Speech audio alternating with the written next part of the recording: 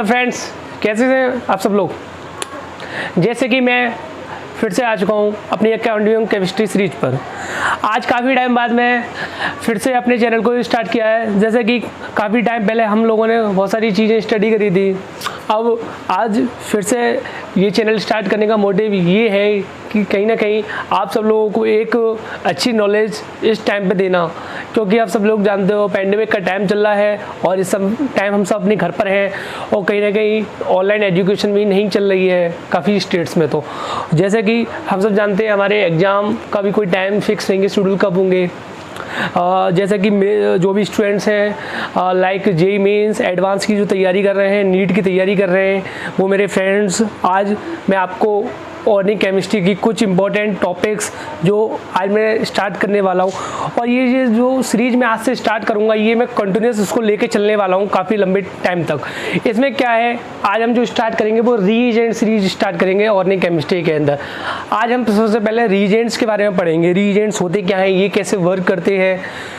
Particularly बहुत सारे reagent organic chemistry में पढ़ने होते हैं, लेकिन जो मेन रीजेंट हैं जो काफ़ी कॉम्पिटिटिव एग्जाम में बार बार रिपीट होते हैं और उनसे क्वेश्चंस भी काफ़ी बार पूछे जाते हैं। और उन रीजेंट्स के बारे में काफ़ी वीडियोस हैं यूट्यूब पर अवेलेबल हैं, बट आज जो चीज़ें मैं आपको अपने वीडियोस में डिस्कस करूँगा कहीं ना कहीं वो बहुत कम अवेलेबल हैं। जो कि हम आज पढ़ने वाले हैं उसमें सबसे पहले जो रीजेंट है वो है ऑस्मियम टेट्राऑक्साइड्स के बारे में। वेरी वंडरफुल रीजेंट, बहुत ऑसम रीजेंट है, काफ़ी यूजफुल होता है।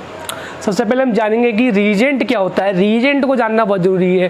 बेसिकली हमने सुना होगा एक केमिकल इक्वेशन होती है, इसके अंदर रिएक्टेंट होते हैं, then we will get product. तो कैसे कैसे रिएक्शन से प्रोडक्ट मिलता है उसको जानना ज़रूरी है। तो रीजेंट बेसिकली क्या है, रीजेंट एक ऐसे सबस्ट्रेट, रीजेंट क्या होते हैं, रीजेंट वो स्पीसीज होती हैं जो सबस्ट्रेट को इंडिविजुअल स्पीसीज में ब्रेक करती हैं। रीजेंट का काम होता है ब्रेक करने का, क्या, सबस्ट्रेट को ब्रेक करने का काम होता है। It break the substrate, it will break the substrate, it will break the substrate, it will break the substrate. ये सबस्ट्रेट को ब्रेक करेगा, ठीक है।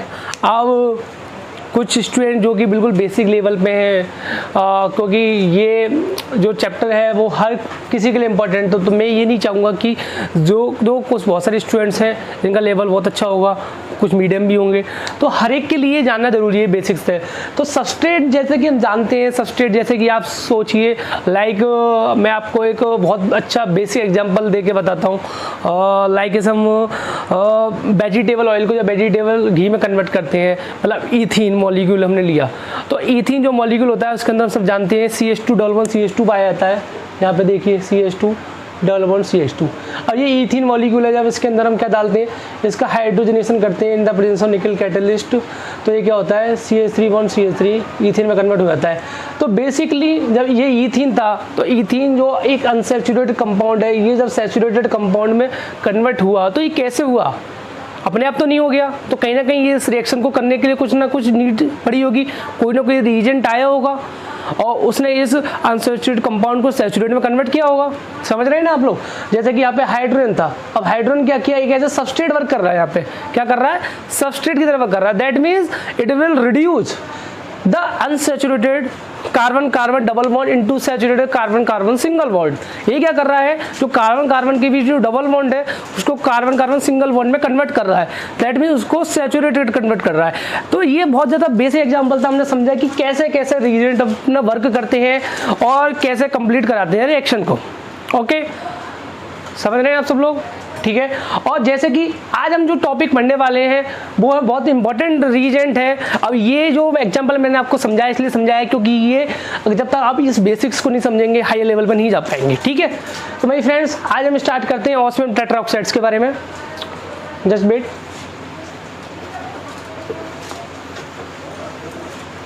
कर रहे हैं, ठीक है। बेसिकली ऑस्मियम टेट्राऑक्साइड होता क्या है, ऑस्मियम टेट्राऑक्साइड के बारे में अगर आपने पढ़ा हो, इसका केमिकल और इसका जो फॉर्मूला होता है वो होता है OSO4। Basically osmium, what is osmium, osmium एक मेटल है, किस सीरीज में लाई करता है, बेसिकली आप अगर स्टडी करोगे तो ऑस्मियम 5D सीरीज का मेटल है। किसका, 5D सीरीज का ये मेटल है। ठीक है। जब ये ऑक्सीजन के साथ कंबाइन होता है तो ऑस्मियम टेट्राऑक्साइड एक कॉम्प्लेक्स फॉर्म होता है। इस रीजेंट का क्या यूज है? बेसिकली ये जो रीजेंट होता है वो cis hydroxylation, carbon carbon double bond के सिस हाइड्रोक्सिलेशन के लिए इसका यूज करते हैं। किसके लिए? This is a reagent use for the cis hydroxylation of carbon carbon double bond. अब आप लोग सोच रहे होंगे कि ये कार्बन कार्बन डबल बॉन्ड में सिस हाइड्रोक्सिलेशन होता क्या है? धीरे धीरे सब समझ में आएगा। देखो, हमने सिस हाइड्रोक्सिलेशन का मतलब अगर आपको मैं बेसिकली अगर यहाँ पे समझा दूँ, मैकेनिज्म से जाने से पहले थोड़ा सा मैं आपको एक बेसिक आइडिया दे दूँ। जैसे कि आप सोचिए this is the benzene ring, यहाँ पे कोई डबल बॉन्ड लगा हुआ है, ठीक है। अब ये क्या करता है, ऑस्मियम टेट्राऑक्साइड अगर मैं इसमें हमने OSO4 लिया और इसको रिएक्ट कराया तो ये क्या करता है, कार्बन कार्बन जो डबल बॉन्ड है उसको ब्रेक कराता है। यहाँ से ब्रेक हुआ, और जब कार्बन कार्बन बॉन्ड हटा होगा तो कुछ ना कुछ आएगा, तो यहाँ पे सिस हाइड्रोक्सिलेशन कर देता है। दैट मीन्स हाइड्रोक्सिलेशन मतलब OH का एडिशन करता है। यहाँ जहाँ डबल बॉन्ड है OH आ जाएंगे सेम साइड। अब जो सेम साइड क्यों आए? क्योंकि इसकी जो प्रॉपर्टी है वो सिस हाइड्रोक्सिलेशन की है। दैट मीन्स हाइड्रोक्सिल जो ग्रुप होंगे वो सिस पोजीशन में ऐड होंगे। जैसा कि अगर आपने बेसिक क्लासेस में पढ़ा होगा 11th में सिस के बारे में, ट्रांसफॉर्म के बारे में, सिस फॉर्म क्या होती है, ट्रांसफॉर्म क्या होती है। जैसे कि अगर नहीं पढ़ा है तो आपको मैं बता देता हूँ। यहाँ पे 1 मिनट रुकिए अच्छी तरह।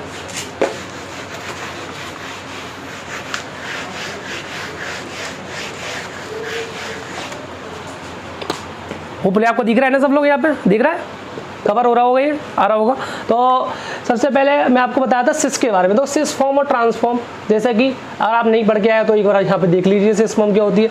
जैसे कि देखिए ये है कार्बन, ये है कार्बन कार्बन डबल बॉन्ड। अब यहाँ पे सब उधर एक है Cl लगा हुआ है, एक H लगा हुआ है, अब इधर Cl लगा हुआ है, H लगा हुआ है।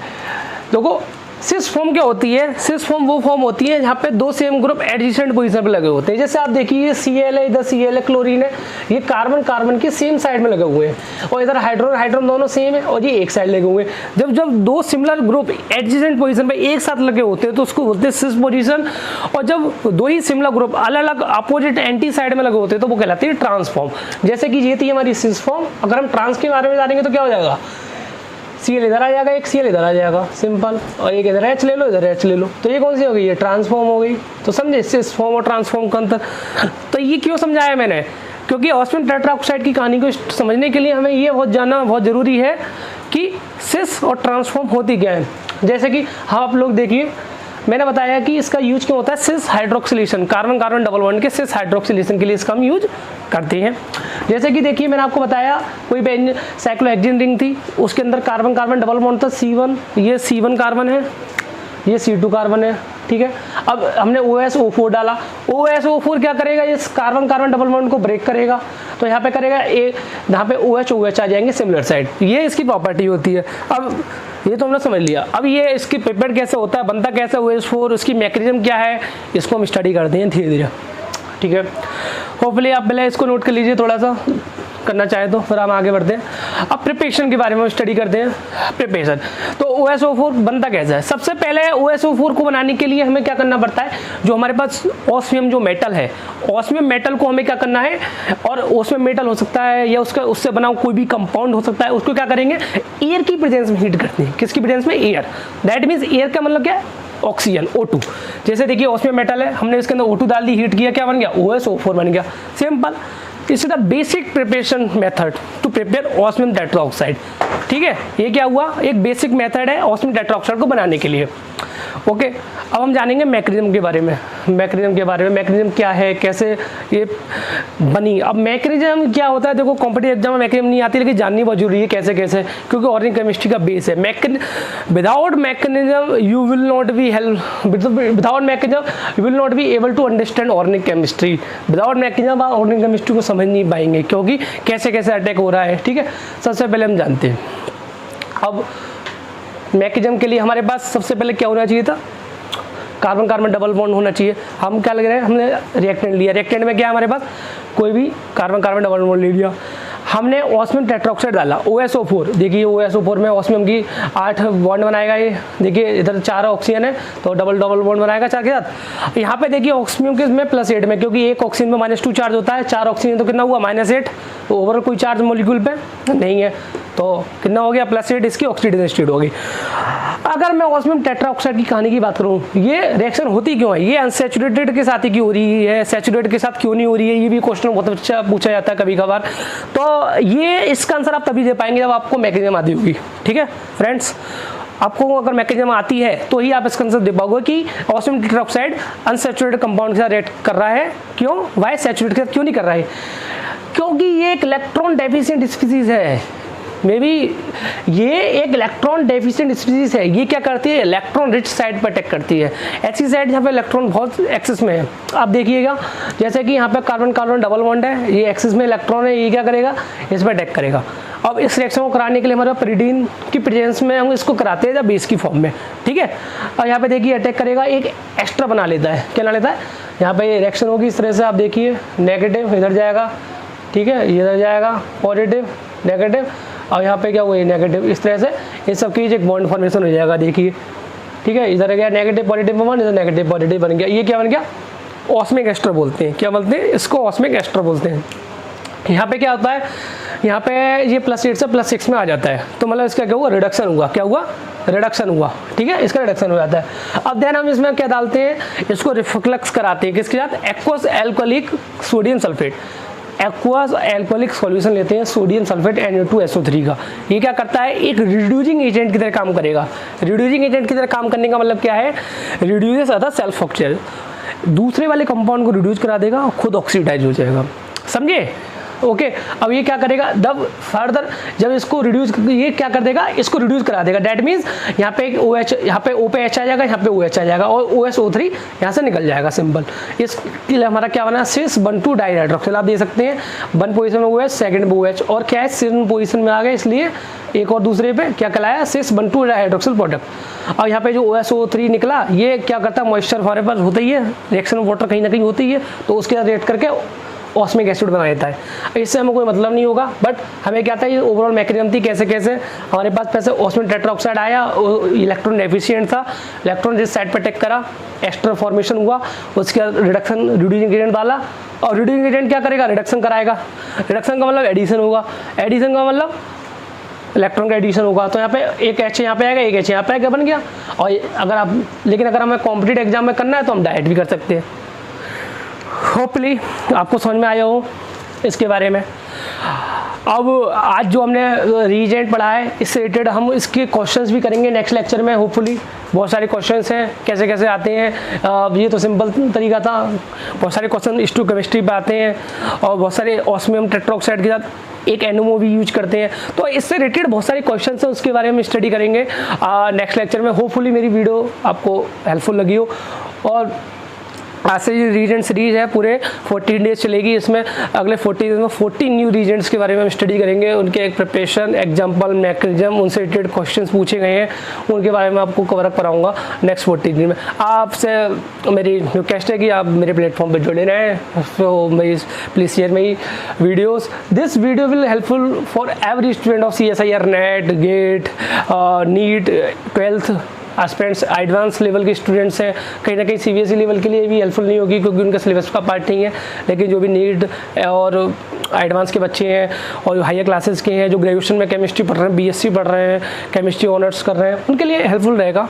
और जो UPSC तैयारी कर रहे हैं, जिनका ऑप्शनल में केमिस्ट्री है, उनके लिए भी हेल्पफुल है। Okay, so thank you.